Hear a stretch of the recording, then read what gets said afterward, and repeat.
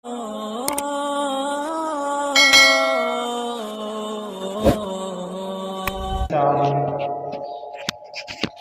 اللہ مولانا العظیم وصدق رسولہ النبی الکریم۔ ایک ایمان والا ہر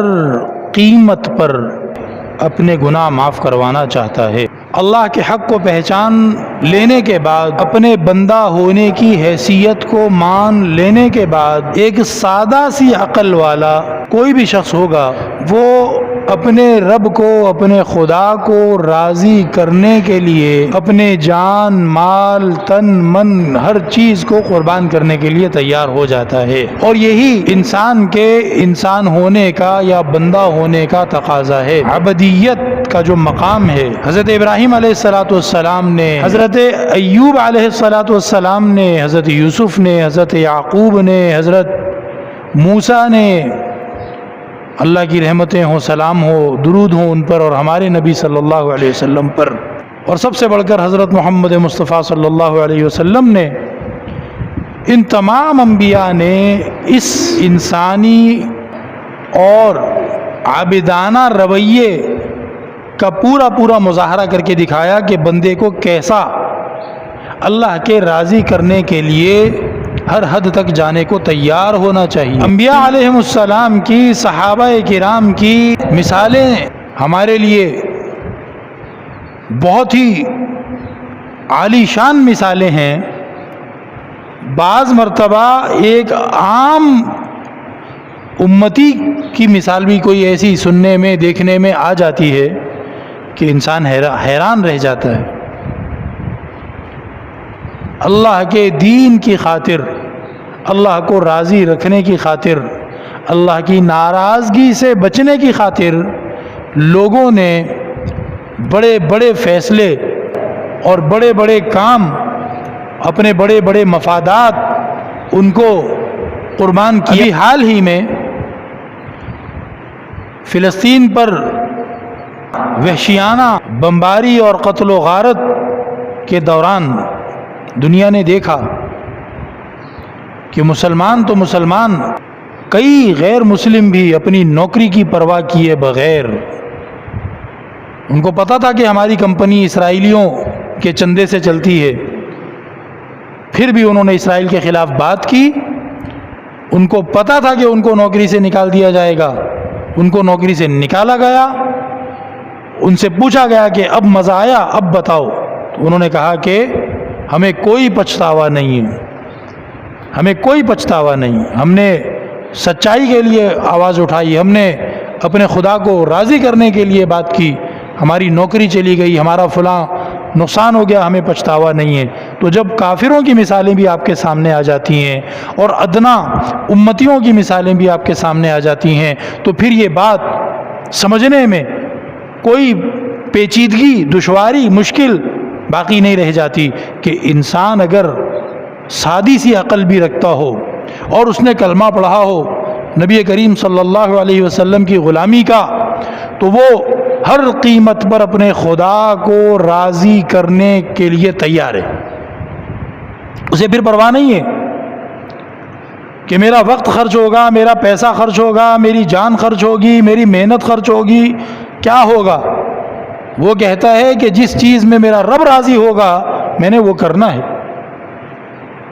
اسی کو قرآن پاک میں اللہ تعالیٰ نے فرمایا، لا یخافون لومۃ لائم۔ یہ وہ لوگ ہوتے ہیں کہ جو اپنے رب کو راضی کرنے کے لیے جب کمر بستہ ہو جائیں، جب عزم کر لیں،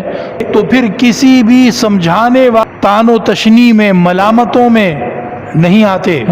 کوئی اپنا دوست، یار، رشتہ دار، گھر کا بندہ، کوئی پڑوسی، کوئی کلیگ، لوگ سمجھاتے ہیں نا، ابے پاگل ہو گیا ہے کیا تو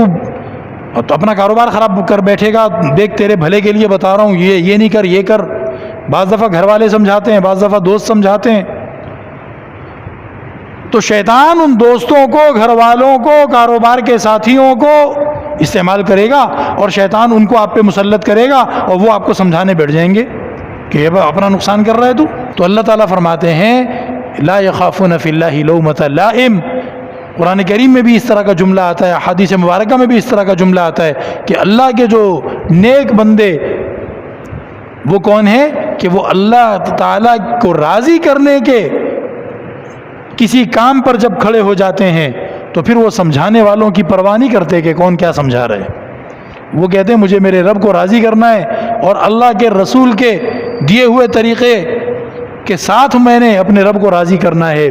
مجھے یہاں پر سمجھداری نہیں چاہیے، فلسفے نہیں چاہیے۔ آپ کو پتہ ہے نا قرآن کریم کی ایک آیت ایسی بھی ہے جس میں اللہ تعالیٰ نے صحابہ کرام کی تعریف کی، جس میں اللہ تعالیٰ نے فرمایا کہ جب ان منافقوں سے کہا جاتا ہے ویسا ایمان قبول کرو، ویسے ایمان والے بنو جیسے ایمان والے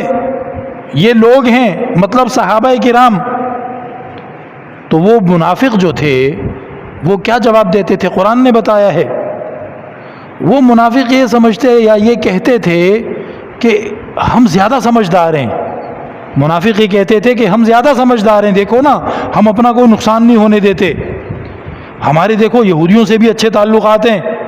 ہماری یہودیوں سے بھی دوستی سلام دعا باقی ہے، اور ہم مسلمانوں کے ساتھ بھی بنا کے چل رہے ہیں۔ تو وہ کہتے تھے کہ ہم زیادہ سمجھدار ہیں،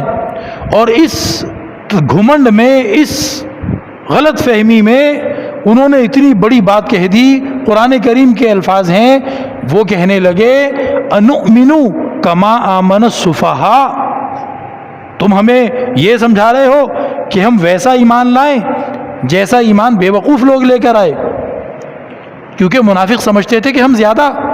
تیز ہیں، ہم زیادہ ہوشیار ہیں۔ اور جب ان سے کہا گیا کہ صحابہ کی طرح ایمان لاؤ تو انہوں نے آگے سے یہ کہا، کیا تم ہمیں یہ سمجھاتے ہو کہ کیا ہم ایسے ایمان لائیں جیسے بے وقوف لوگ ایمان لائے؟ یہ مثال ہے، دیکھیے جب آپ اللہ کے راستے پہ چلنے کے لیے نبی کے طریقے کے مطابق، صحابہ کی تربیت کے مطابق، صحابہ کے تعلیمات کے مطابق جب آپ کھڑے ہو جائیں گے نا تو آپ کے یار دوست رشتہ دار آپ کو سمجھانے پہنچ جائیں گے، اور وہ کہیں گے تو پاگل ہو گیا، تیرا دماغ خراب ہو گیا، تو اپنا نقصان کر رہا ہے، ایسے کیسے چلے گا، برادری سے کٹ کے چلے گا ہیں جی، اور لوگوں کے ساتھ کیسے زندگی گزارے گا، اور دین اور دنیا کو برابر چلانا ہوتا ہے، اور یہ کرنا ہوتا ہے اور وہ کرنا ہوتا ہے۔ دنیا کا ہر وہ شخص جو آپ کو نیکی کے کام سے روکنے کے لیے سمجھانے آ گیا ہے، آپ اس کی باتوں سے متاثر نہ ہوں۔ کیوں؟ اس لیے کہ اللہ کو اپنا خدا ماننے کے بعد، خود کو اللہ کا غلام اور بندہ ماننے کے بعد، اب اللہ رب العزت کے حق سے بڑھ کر، اللہ کو راضی کرنے کی جستجو اور کوشش سے بڑھ کر اور کوئی بات ہو ہی نہیں سکتی۔ ایک مشہور حدیث ہے کہ ایک صحابی کی والدہ نے،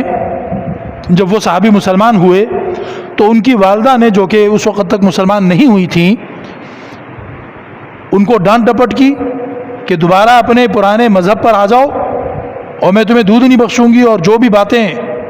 لیکن وہ صحابی ظاہر حق کو پہچان چکے تھے۔ تو جب ماں نے دیکھا کہ یہ کسی بھی طرح نہیں ٹلتا تو ماں نے بھوک ہڑتال کر دی، بھوک ہڑتال، اور کہا کہ میں کچھ نہیں کھاؤں گی جب تک کہ یہ دوبارہ اپنے پرانے مذہب پر نہ آ جائے اور محمد صلی اللہ علیہ وسلم کے دین سے پھر نہ جائے، چھوڑ نہ دے، میں کچھ نہیں کھاتی۔ تو اب آپ کا کیا خیال ہے؟ ماں نے یہ کہہ دیا، اس کے بعد کچھ بھی نہیں ہوا ہوگا، سارے رشتہ دار بھاگ بھاگ کے آئے ہوں گے، ابے تیری ماں مر جائے گی، چل اوپر اوپر سے ہی کہہ دے، اچھا ایک دن کے لیے کہہ دے، یہ کچھ کھا لے گی تو دوبارہ یوں کر لیو۔ کتنے مشورے ملے ہوں گے ان کو، کزن آئے ہوں گے، مامے آئے ہوں گے، چاچے آئے ہوں گے، پھوپھیاں، خالائیں، کون کون آیا ہوگا، اور ان کو پکڑ پکڑ کے کہتے ہوں گے کہ دیکھ یار ایسے نہیں کر، تیری ماں مر جائے گی، بھوکی ہے، اس نے کل سے کچھ نہیں کھایا۔ تو یہ صحابی چونکہ حق کو پہچان چکے ہیں، اللہ کی رضا اور ناراضگی کو سمجھ چکے ہیں، انہوں نے کہا کہ بھئی یہ نہیں ہو سکتا کہ میں اپنے رب کو ناراض کر دوں، اور میں تو اپنی ماں سے کہہ رہا ہوں کہ وہ بھی حق کو قبول کر لیں، وہ بھی ایمان لے آئیں، اور کھائیں پئیں. اور ماں جو ہے وہ 2-2.5 دن سے زیادہ برداشت نہیں کر سکیں اور آخر میں انہوں نے کھانا منگوا کے کھا لیا اور ان کو برا بھلا کہا کہ اس نے جو ہے میری بھوک کو دیکھ کر بھی اپنا مذہب نہیں چھوڑا. تو یہ نبی کریم علیہ الصلوۃ والسلام کے علم میں بھی یہ بات آئی اور آپ علیہ الصلوۃ والسلام نے اس کو ناپسند نہیں فرمایا، پسند فرمایا. کیوں؟ اس لیے کہ جب آپ اللہ کو راضی کرنے کے لیے نبی کے طریقے کے مطابق ایک کام کر رہے ہیں تو پھر لا یخافون لومۃ لائم، اب آپ کو پرواہ نہیں ہونی چاہیے خاندان والے کیا کہتے ہیں، دوست یار کیا کہتے ہیں، ناک کٹ جائے گی،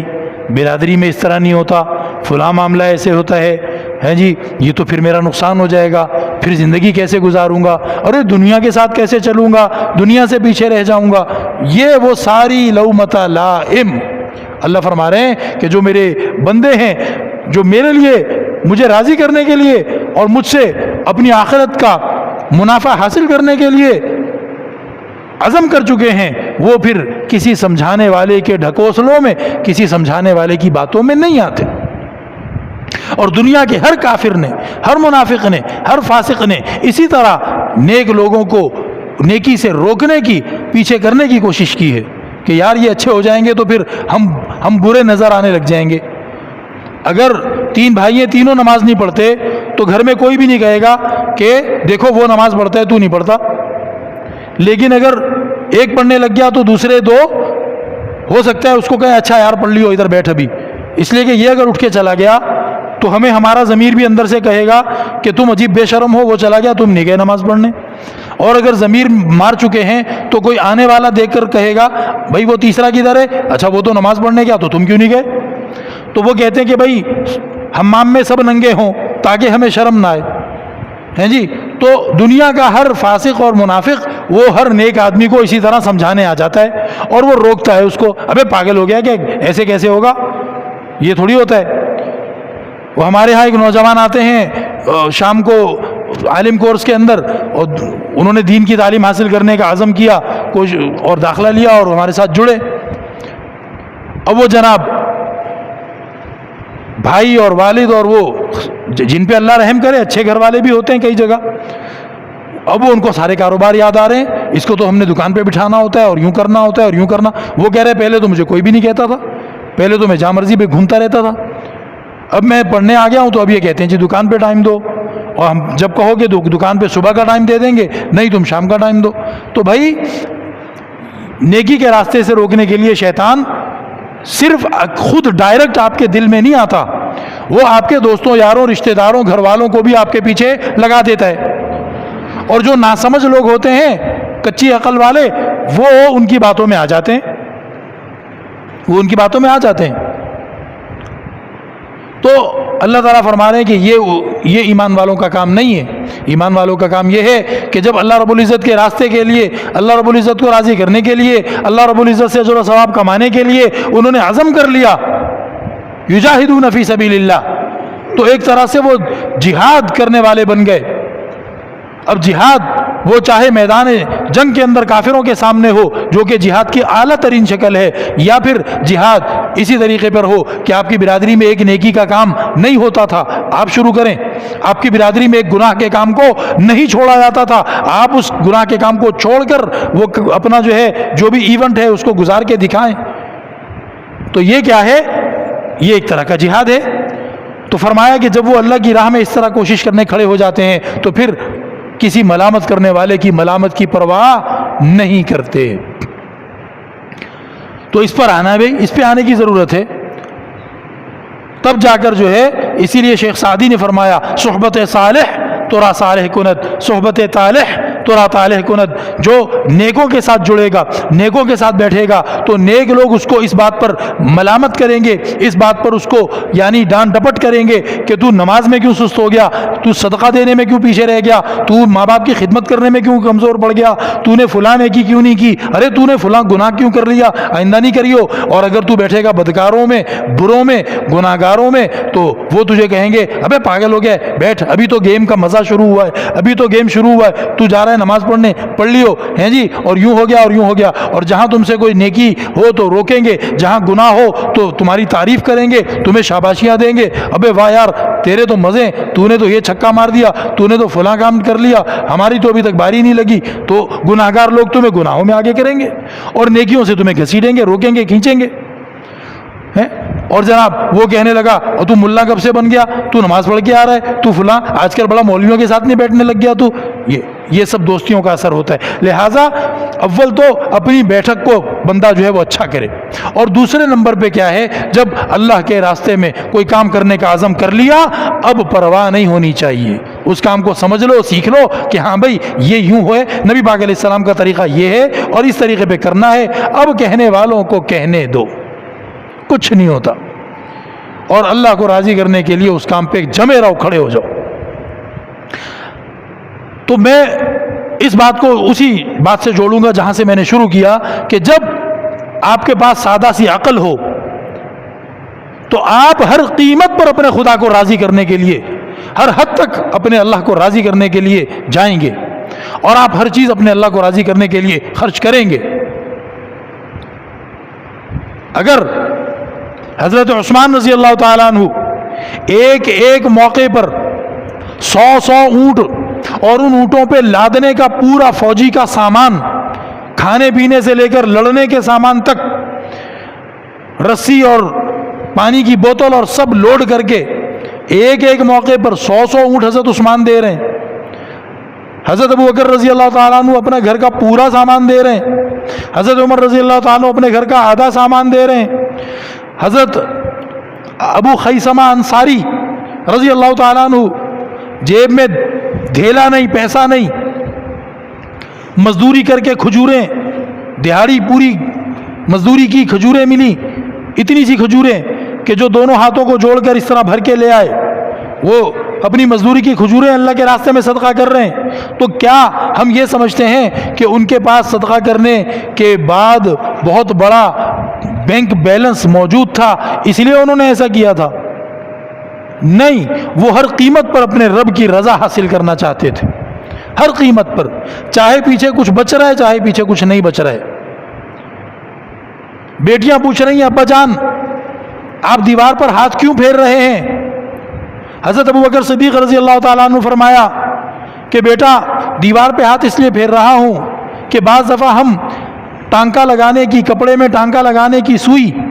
دیوار کے اندر پھنسا دیتے ہیں، تو نبی کریم علیہ الصلوۃ والسلام نے مجاہدین کے لیے سامان مانگا ہے، اللہ کے راستے کے لیے چندہ مانگا ہے، ایسا نہ ہو کہ نبی کے مانگنے کے باوجود، نبی کے حکم دینے کے باوجود میرے گھر کی دیوار میں کوئی سوئی چبھی رہ جائے اور وہ اللہ کے راستے میں نہ دے سکوں، تو پھر اللہ رب العزت کی رضا اور خوشنودی اور اللہ رب العزت کی خصوصی رحمتیں اور اللہ کے نبی کی خاص دعائیں مجھے کیسے ملیں گی؟ تو دیوار پہ ہاتھ پھیر کے چیک کر رہے تھے کہ کوئی سوئی تو نہیں وہاں پھنسی ہوئی۔ کیا آج میرا آپ کا یہی جذبہ ہے اللہ کے راستے میں خرچ کرنے کا؟ اگر نہیں ہے تو ہمیں بہت زیادہ فکر مند۔ نبی کریم علیہ الصلوۃ والسلام نے فرمایا، صحابہ نے پوچھا سب سے افضل ترین صدقہ کون سا ہے؟ آپ نے فرمایا انت صحیح شحیح تخشى الفقر وتأمل الغنى، وہ صدقہ سب سے افضل ہے کہ جب تو صحت مند ہے، فٹ فاٹ ہے، اور جب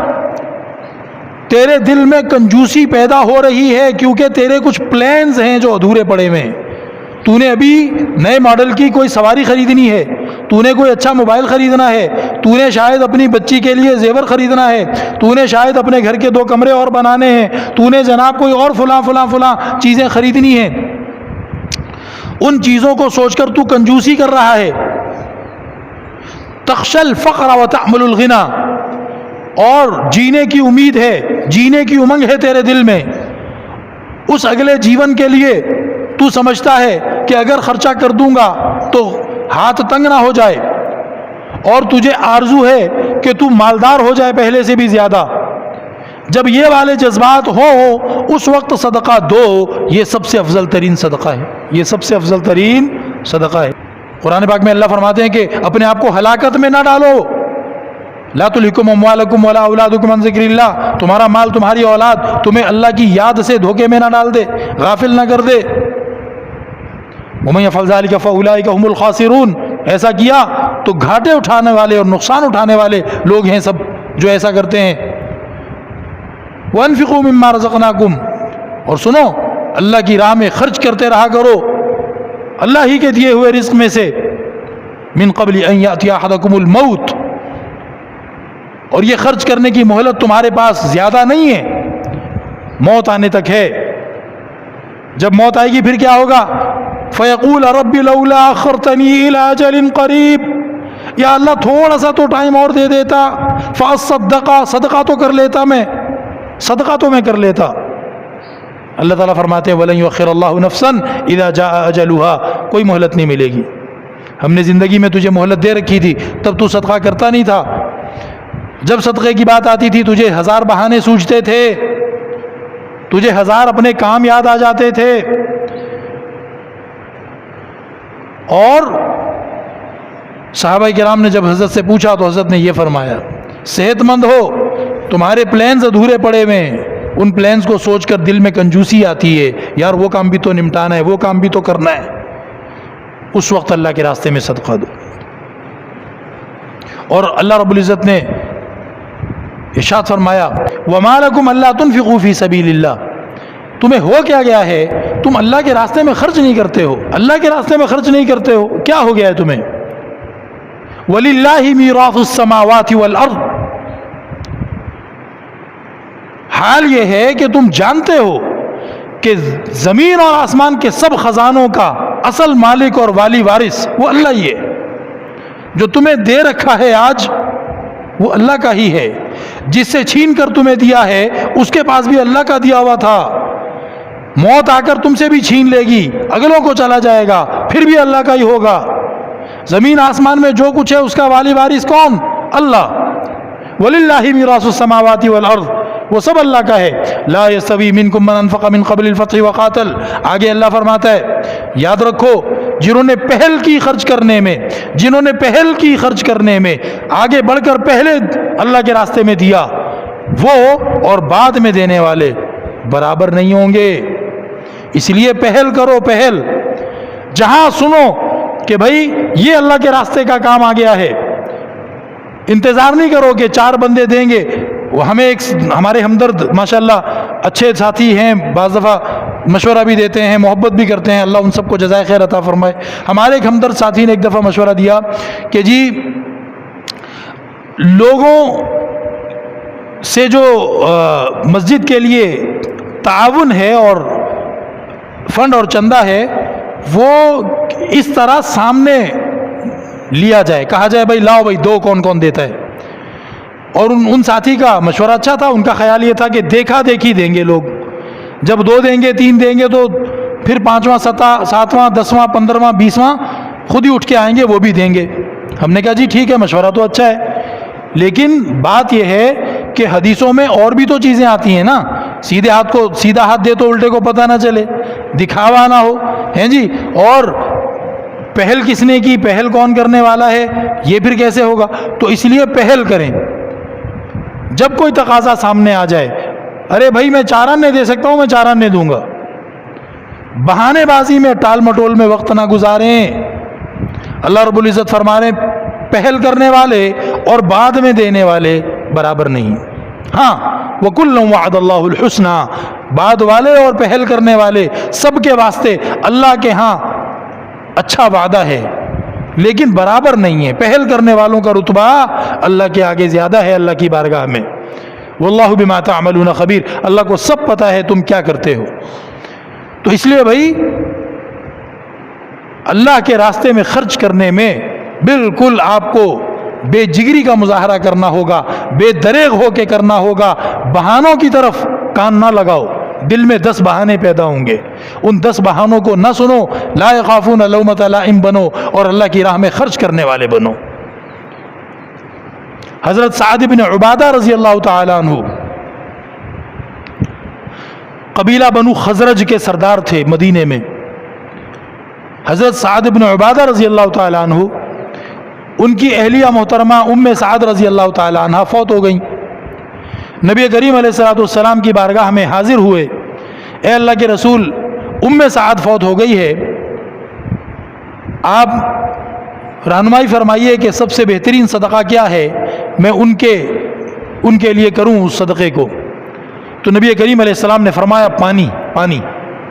تو حضرت سعد بن عبادہ رضی اللہ تعالیٰ عنہ نے کنواں کھدوایا، کنواں تیار کروایا، اور پھر اس کو قرار دیا، اعلان کیا کہ حاذہ لأم سعد، کہ یہ ام سعد کے ثواب کے لیے میں نے کنواں کھدوایا ہے۔ تو نبی پاک علیہ الصلوۃ والسلام نے ان کو یہ رہنمائی دی تھی جب انہوں نے حضرت سے پوچھا تھا کہ بھئی پانی کا انتظام کر دو، تو کتنا بڑا ثواب کا کام ہے۔ الحمدللہ مسجد میں بور کا کام ہو رہا ہے، اور جو پرانے نمازی ہیں یہاں کے، ان کو بہت اچھی طرح پوری ہسٹری پتہ ہے کہ مسجد میں کتنی مشکل سے پانی کا نظم کیا جاتا ہے۔ اللہ تعالی ہمارے بزرگوں کو جزائے خیر دے، صحت، ایمان، عافیت، سلامتی والی لمبی زندگی دے، نہ دن کو سوئیں گے نہ رات کو سوئیں گے، اور بس نمازیوں کے لیے ٹوٹی میں سے ہوا نہ نکلے بلکہ پانی نکلے، یہی فکر، تو تب جا کر کہیں جو ہے پانی کا انتظام کسی بھی طرح کرتے ہیں، کبھی ٹینکر، کبھی بور، کبھی ادھر سے کبھی ادھر سے۔ تو اللہ کے گھر کے کام میں اور اللہ کے راستے میں اپنی جان، اپنا مال، اپنی صلاحیت، اپنا وقت خرچ کرنا، یہ ایمان کا اولین تقاضا ہے۔ اور انبیاء علیہم السلام کی پوری سیرت، صحابہ کرام کی پوری سیرت اور اسلام کے بزرگوں کی پوری تاریخ، وہ مجھے اور آپ کو یہی تو درس دے رہی ہے کہ اللہ کو راضی کرنے کے لیے، اللہ کے دین کے لیے اپنی جان، اپنا مال، اپنا وقت، اپنی اولاد، سب کچھ لگانے کو تیار ہو جاؤ، اور اس میں پھر ٹال مٹول نہ کرو، اس میں پھر سستی نہ کرو، اس میں پھر مشورے دینے والوں اور ڈانٹنے والوں کی پرواہ نہ کرو۔ اللہ رب العزت مجھے اور آپ کو